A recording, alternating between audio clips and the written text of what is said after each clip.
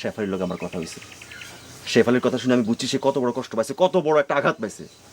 তার চোখে জল দেখা আমার বুকটা মোচড় দিয়ে উঠছে। তবে তার এই কষ্ট আমি বেশি দিন লাস্টিং করতে দিব না। আমি তার মুখে হাসি ফুটাবই, হাসি আমি ফুটাবই শেফালির মুখে।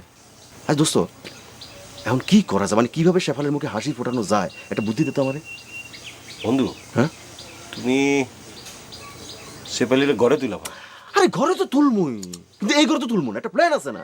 আমি আমার শেফালির ঘরে তুলমু, যেন তোর ঘরে উঠানো যায় নাকি। আমার প্ল্যানটা হলো দোস্ত, একটা ঘর বানাবো, একটা বিশাল ঘর, সোসেলা টিনের ঘর। বাড়ির সামনে একটা পুকুর থাকবে, পুকুরের সান বাঁধানো ঘাট থাকবে, বুঝছস না? বন্ধু, তোমার কাছে টাকা আছে কত? টাকা টাকা করছ, টাকা এখন না, টাকা হইতে কতক্ষণ বেটা, এটা ব্যাপার নাকি? আজ না কাল হইবই, আই এম হোপফুল। তবে কীভাবে টাকাটা ইনকাম করানো যায় এটা খুঁজে পাইতেছি না।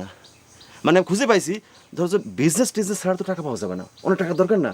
এই পর্যন্ত আসায় আমি আটকে গেছি। কিন্তু হোয়াট টাইপ অফ বিজনেসে খুব দ্রুততার সঙ্গে আগানো যায় এইটাই বুঝতে পারতেছি না। বন্ধু, তোমার এক কাপ চা দিই, খাও। না রে না, চায়ের রুচি এখন আর নাই আমার মাথায়। আমার এই মাথায় বিজনেস বিজনেস বিজনেস বিজনেস ছাড়া আর কিচ্ছু নেই। এই বন্ধু কই যাও?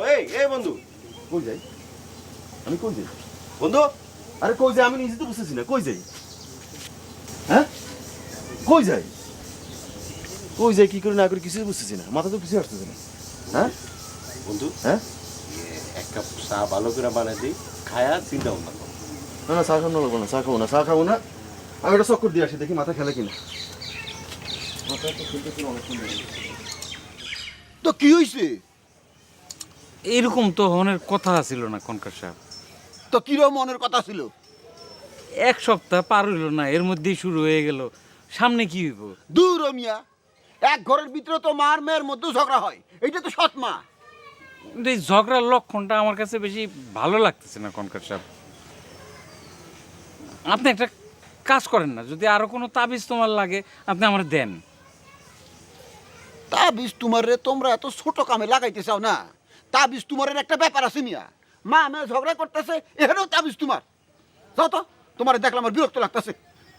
আসলে কনকার সাহেব, আমি খুবই চিন্তার মধ্যে আছি, কি করবো কিছুই বুঝতে পারতেছি না। শোনো, এরপরে যে ঝগড়া লাগাইবো হ্যাঁ মাইক দিবা। মাইরের উপরে এইসব ঘটনায় কোনো ওষুধ নাই। এইটা কি কন? বউয়ের গায়ে মেয়ের গায়ে হাত তুলবো?